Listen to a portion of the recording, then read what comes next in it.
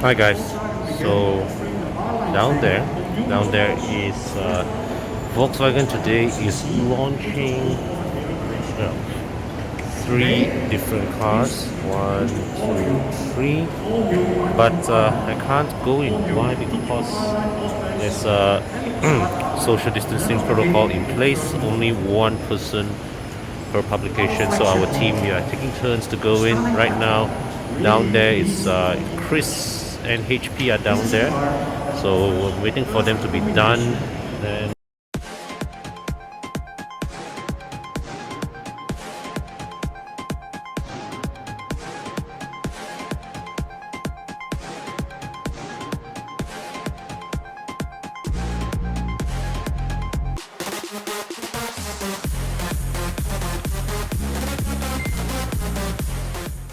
and they have just revealed the new Arteon R Line.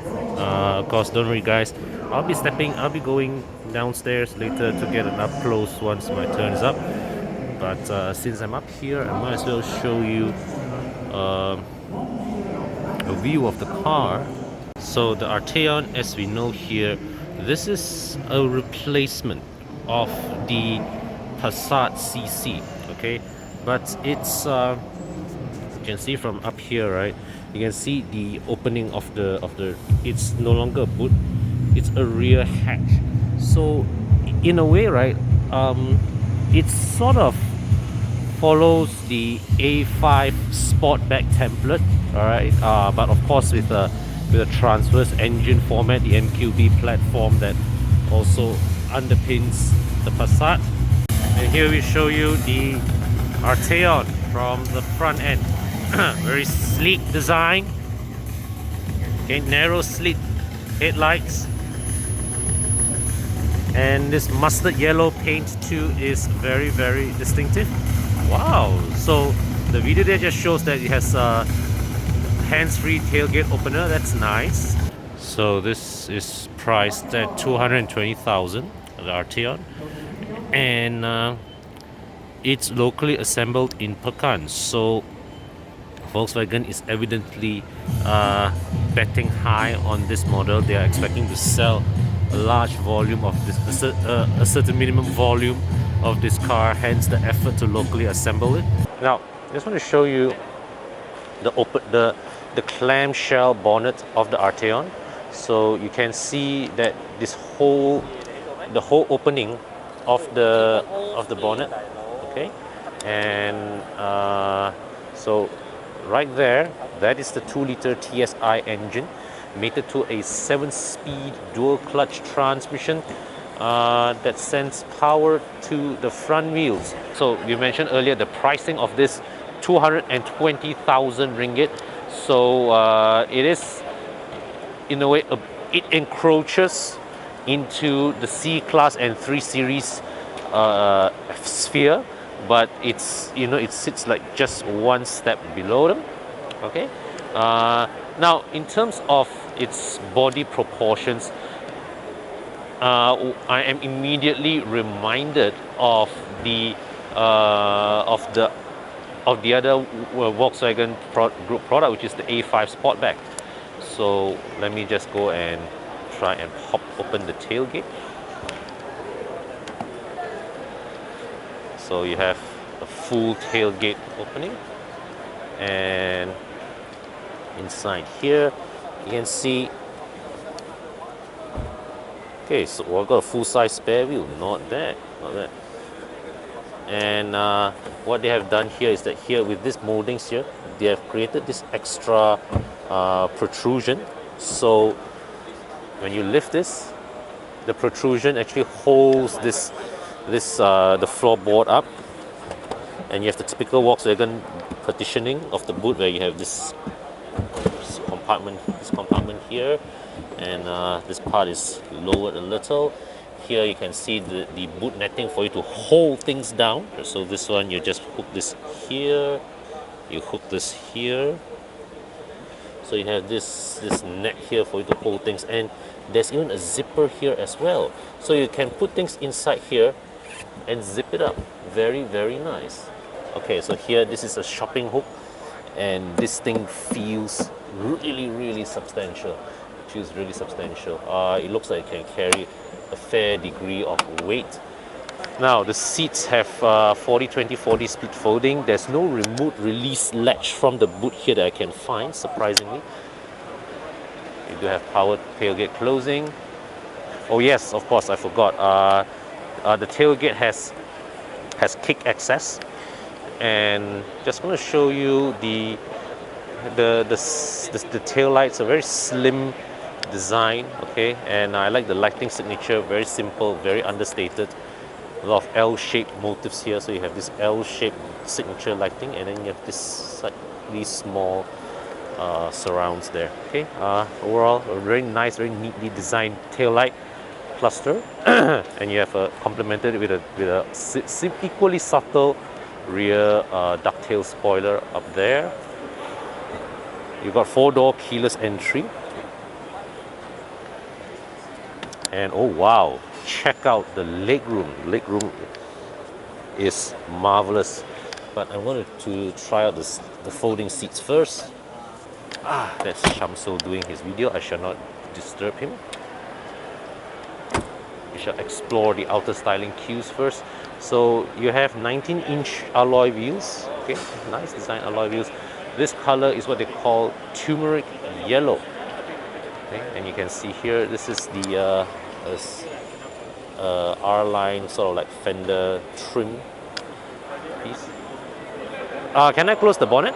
Okay, so you guys can see the bonnet closed. This is the front end of the car. Yep. Very sleek looking front end.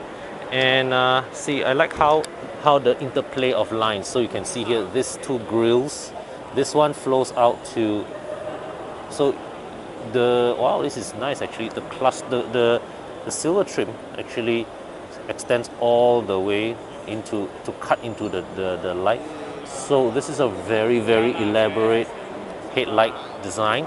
I believe this comes as an entire module, okay, but still the assembly of it. So this is one lens, one piece of lens. This is a separate lens, so it's a 2-lens design, okay. And down here you can see this gloss black lower bumper surrounds here, all in a very sleek yet sporty bumper.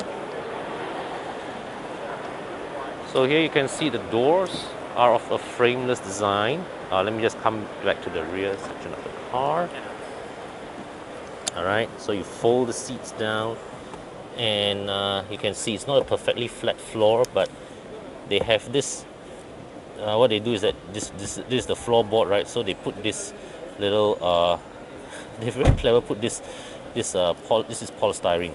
So this ramp to create a flatter, a more seamless transition of the boot floor.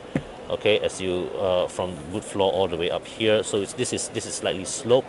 There's a gentle slope here, but it's not a perfect match. You can see. All right. So you can see here very spacious accommodations. They've got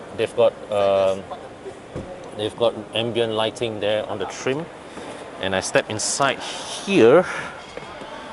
Okay, now let me just put you guys here.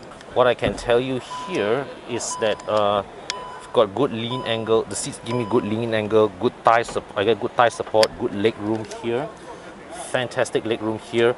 The seat design also is a very nice, very sporty design. But no rear zone climate control. Okay, there's a 12-volt socket here. You've got rear aircon vents, but no rear zone climate control. The door handle, also, it's a nice design. Door handle actually has nice lines, but it's all quite hidden because of the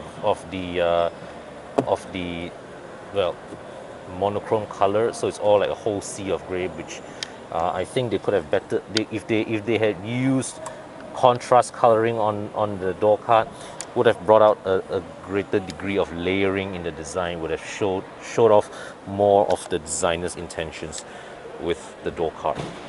All right, so let's just step out. How's the space one? Fabulous. Tak ada problem lah kat sini. So this is me here. In fact, very generous, I think. very impressive headroom for its sloping roof design. Okay, so we check out the dashboard of the Arteon. It's basically familiar stuff lah, from the Passat. So you've got a screen here, and wow, this is nice. You've got vehicle status screen here. Yep. So the graphics, crisp graphics, and you know, it's smooth, not very fancy display, but very good interface. So you see here, all right, virtual instrument cluster, sporty steering wheel, nice center trim here. All right, this is basically the same dashboard as you would have seen from the Passat. Okay, nothing new here, but the good thing is, you know, fantastic build quality, beautiful materials, right? All these nice trim elements here. All right, so this is a cabin that, in my opinion, does very little wrong. Okay, and wow, so the seats here very sporty in its design, and but I can feel good side support here on the seat backs as well. All right, so here you go. This is the interior of the Arteon R Line. Okay guys, so here you have it. This is the Arteon, 220,000 ringgit, TSI engine, 7-speed dual clutch transmission, great styling, very expressive. Park this next to a BMW 3 Series. This is a very enticing choice because, well, with the BMW or with the Mercedes C-Class, you get rear-view drive, you get a more established badge. But look at this, okay? The way it looks, it's gorgeous. You get clamshell bonnet, frameless doors, right? A full, you know, fastback styling, and basically it looks like an Audi. It has the silhouette of an Audi A5 Sportback, but at 100,000 ringgit less. Okay, yeah. So it's I think this is a very exciting product, and kudos to Volkswagen Malaysia for making the case to locally assemble this. This to me, I see this as a demonstration of ambition and intent to bring the Volkswagen brand back to a higher pedestal. Because remember, before 2010, Volkswagen used to be thereabouts, you know, just slightly below Volvo in terms of brand perception, brand value perception. All right, it is like the stepping stone before you go all the way up to your Mercedes, your BMW, your Audis. Remember back then, Passat V6 2.0 FSI was way above 200,000 ringgit. So the Arteon here brings the Volkswagen brand back to that sphere, and well, the arrival is a little overdue. All right, they took a rather long time to bring it here, but I think now that it's here, it's terrific, and I think you guys should definitely go check this car out. Very exciting product. Now, of course, if you want something a little bit more subdued than the Arteon, you have this. This is the Passat R Line, and let me just bring you first inside here. The interior looks the same, right? Okay, so the Passat R Line here. So what? Now this one is just a preview. They do not have a pricing announced yet. But what this model, it addresses the criticisms that were leveled against the Passat elegance. All right, in that it lost some of the sporty touch of the previous Passat. So this is a very comfort-oriented car, all right, that replaces the previous 1.8 TSI. Now, this one comes with all the full R-Line exterior and interior trim. So you can see here the wheels are bigger, all right. The bumper treatment, okay, is you get all these gloss black trim inserts, and right, you can see at the back here also the rear bumper has a more aggressive diffuser treatment. And let me just bring you inside. Okay, the cabin, same features, but you know, slightly different trim inserts here. Okay, you've got R Line seats.